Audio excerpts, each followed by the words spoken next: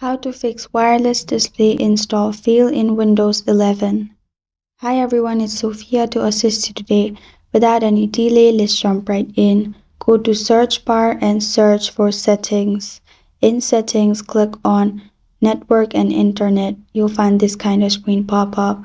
Click on view hardware and connection properties, or simply click on properties on top.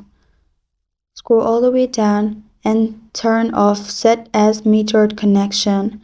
After that, go to search bar and search for internet options. Then go to advanced.